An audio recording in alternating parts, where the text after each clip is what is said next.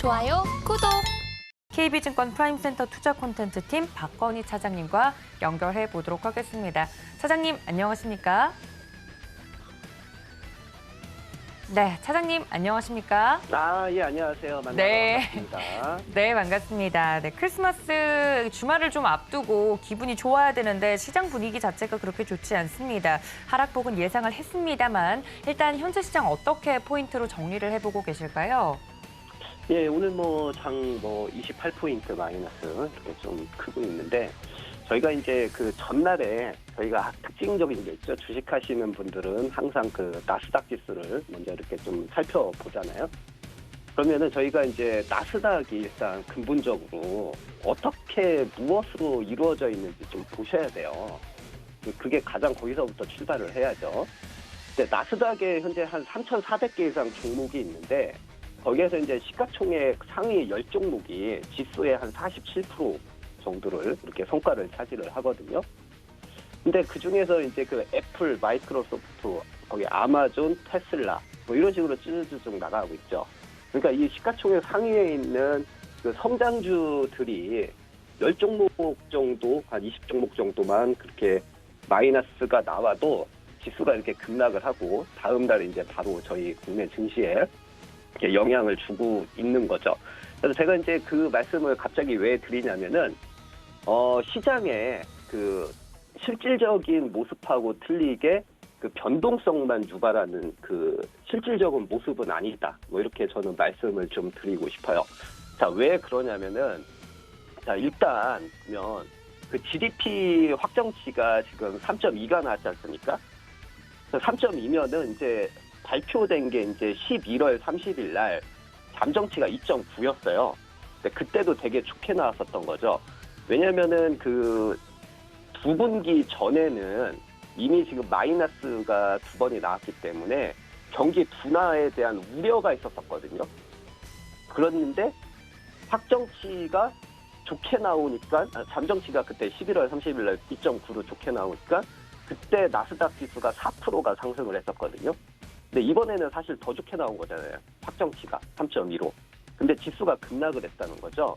그러니까 제가 말씀을 드리고 싶은 거는 그러니까 저희가 이제 테슬라라든지 그 마이크론이라든지 그 재고 수준이나 좀 성장에 좀 불확실성한 종목분들은 조금 피하시는 게 좋지 않을까 이런 생각이 들어요. 그러니까 그러면 과연 어떤 종목들을 좀 봐야 될 것이냐 그런 불확실한 종목의 와중에서 그래서 어제 같은 경우가 좀 시장이 힌트를 많이 좀 줬었거든요. 결국에는 수급이 좀 빈집 쪽으로 좀 들어가서 좀 찾아야 된다. 저는 이런 생각이 들고 또한 그 미국하고 틀리게 아슬아슬한 좀 미국하고 틀리게 지금 부양책이 계속 일어나고 있는 종목군 업종들이 이제 중국 쪽에서 계속 나와요. 미국은 지금 인플레이션 때문에 기업들이 뭐 실적이 안 좋게 나오고 경기가 둔화돼도 어떻게 부양책을 쓸 수 없는데 중국은 경기 지표가 안 좋게 나오면 부양책을 충분히 쓸 수 있잖아요. 굉장히 공격적으로 지금도 그렇고. 그러니까 중국 관련주들을 저희 그 서울경제 그 투자자분들은 계속해서 유심하게 좀 보셔야 됩니다. 하나의 뭐 단기적인 성향으로 끝날 것 같다는 생각은 저는 안 들거든요. 그래서 어제 같은 경우가 그래서 제가 수급적인 특징주로 봤었던 게 이제 제가 얼마 전에도 이제 그 추천주로도 조금 말씀드렸었는데 효성 TNC 같은 경우 어제 그 외국인하고 기관이 쌍끌이 매수 들어온 게 화학주였는데 그중에서 이제 효성 TNC도 굉장히 괜찮았어요. 근데 효성 TNC가 왜 중국 모멘텀이 있냐면은 효성 TNC는 스판덱스지 않습니까? 이 스판덱스 가격이 계속 하락을 하니까 올해 3분기가 전분기 대비 30%가 하락을 했거든요. 그래서 영업이익이 1,100억이 나왔어요. 마이너스 1,100억. 그래서 적자 전환을 했죠. 근데 지금 4분기 예상이 마이너스 500억 이렇게 돼요. 물론 계속 적자는 지속은 되지만 적자 폭이 굉장히 많이 축소가 되는 이유 중에 하나가 중국이 수요 개선으로 판매량이 회복이 된다는 거죠. 그래서 일례로 보면은 현재 그 10월 기준으로 중국의 그 스판덱스 가동률이 81%거든요. 이게 8월만 해도 51%였었어요. 그러니까 중국이 계속 부양책을 쓰면서 인프라 투자를 하면서 경제를 살리려고 하는 모멘텀이 계속해서 저희 그 국내 업종에서 화학 업종 그중에서 이런 화학 섬유 업종의 효성 TNC에 실적이 반영이 될 거다 이렇게 기대감이 있는 거죠. 그것 때문에 외국인 기관이 매수가 들어왔다 이렇게 보시면 돼요. 그거를 체크를 하셔야 되고, 자, 두 번째로 이제 화장품주들도 어제 괜찮았어요. 수급이 상승도 괜찮았고, 뭐 토니모리, 코스맥스, 애경유화 등등등등 있는데 그 중에서 이제 실적이 지금까지 안 좋았었던 것들은 피해야 되겠죠. 대표적으로 어제 뭐 토니모리 같은 경우가 화장품주에서 상승폭이 크긴 했었는데 이 종목은 일단 피해야 됩니다. 저희가 이제 화장품 섹터가 간다고 그 중에서 제일 많이 오른 종목 간다고 이왕 매수할 거 제일 많이 오른 거 그냥 따라가 보자 이러면 안 됩니다. 왜냐하면은 가장 많이 오른 종목이 사실은 적자가 가장 많이 큰 기업일 수가 있어요.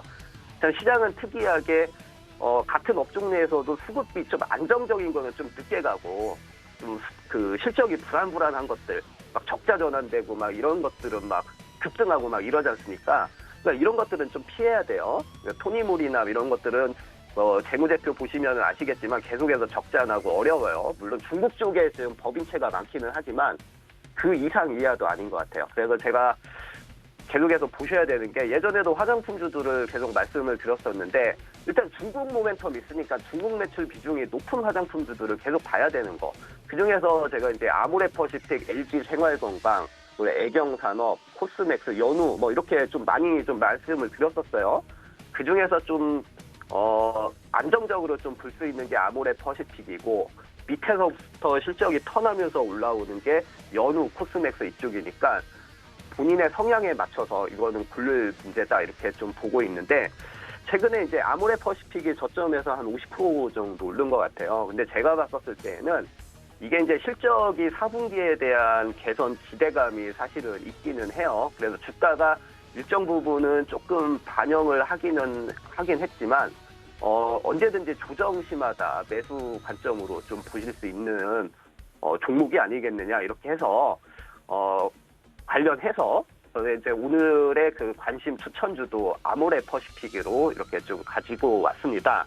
그래서 오늘 추천주 아모레퍼시픽에 대해서 좀 말씀을 드릴 건데, 자, 아모레퍼시픽을 알기 위해서는 제가 이제 물고기 잡는 법을 계속 가르쳐 준다고 했지 않습니까?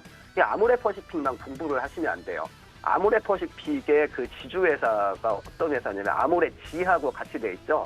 아모레퍼시픽 그룹. 그거 싸가지고 아모레지 이렇게 부르거든요. 그런데 아모레지를 왜 봐야 되느냐 이거죠. 아모레지가 여러 가지 사업을 많이 하는데 그중에서 이제 자회사가 아모레퍼시픽, 그리고 이니시프리, 에뛰드, 그리고 에스쁘아, 아모스 이렇게 돼 있어요. 그러니까 요거는 이제 색조 화장품부터 뭐 스킨케어, 뭐 기초 화장품, 그리고 저희가 알고 있는 뭐 에뛰드 같은 경우는 뭐 10대들 젊은 이미지 메이크업 하는 거, 그리고 에스쁘아 같은 경우는 20, 30대 색조 메이크업 이렇게 되는데 아모레퍼시픽만 3분기 기준 영업이익이 작년 대비 마이너스 62%였거든요.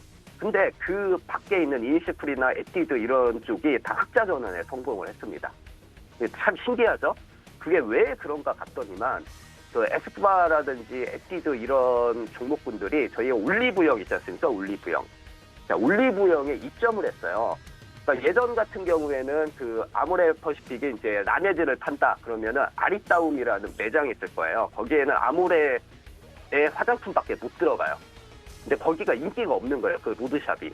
그러니까 CJ의 올리브영처럼 거기에서 뭐 생활용품도 팔고 화장품도 이제 각가지 회사들 거 다 팔고 있죠. 그런 쪽이 이제 그 커져가고 있는 이런 실정이거든요. 그걸 H&B 스토어라고 하는데 그게 커지니까 아모레지가 그 온라인 사업으로 확장을 하고 있습니다. 온라인 사업으로 확장을 하고 그거에 대한 효과가 아모레퍼시픽한테도 나타날 가능성이 상당히 좀 높다 이렇게 좀 말씀을 드리고 싶어요. 거기다가 또 두 번째 해외 쪽에서 아모레퍼시픽이 올해 실적이 안 좋게 나왔었던 게 중국의 봉쇄 때문에 그 오프라인 점포를 감소를 좀 많이 시켰거든요. 많이 시켰었는데 이거를 감소를 시키는 게 굉장히 처음에는 좀 우려가 되기는 했었었는데 그로 인해서 이제 어떤 효과가 좀 나오게 되냐면은 이제 비용적인 측면에서 이제 좀 많이 좀 줄일 수 있다는 거죠. 그렇게 되다 보니까 이제 아모레퍼시픽의 이제 4분기 실적이 이제 비용 효율화 노력으로 인해서 영업이익이 이제 흑자가 전환이 예상이 됩니다.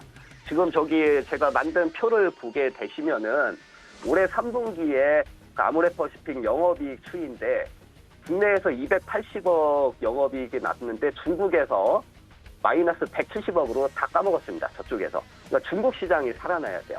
국내는 어느 정도 바탕이 되지만 근데 중국 시장이 아까 말씀드린 대로 중국을 비롯해서 기용 효율화 노력으로 인해서 뭐 인건비라든지 직업 수수료 그리고 마케팅비 등 판관비 개선이 회복이 될 걸로 예상이 돼요. 그래서 뭐 두 번째 표 보여주시면은 아모레퍼시픽의 그 4분기 국내 중국 영업이익이 현재 증가가 전망이 된다 이렇게 보이고요. 특히나 이제 중국 시장 같은 경우가 3분기에 한 200억 가까이 적자가 났다가 4분기 쪽에는 한 50억으로 이제 흑자 전환이 좀 예상이 되죠. 그리고 네 번째 거 이제 국내 거 영업이익 증가를 보게 되시면은 현재가 그 파란색 그래프 3분기가 한 300억 정도의 영업이익이었는데 지금 4분기가 400억이 넘어갈 것 같다 이렇게 좀 넘어보고 흑자 전환이 기대가 되기 때문에 자 이번 주에 그 제 추천주는 아모레퍼시픽 이렇게 턴어라운드 관점에서 이렇게 꼽아봤습니다. 이상입니다. 좋아요, 구독.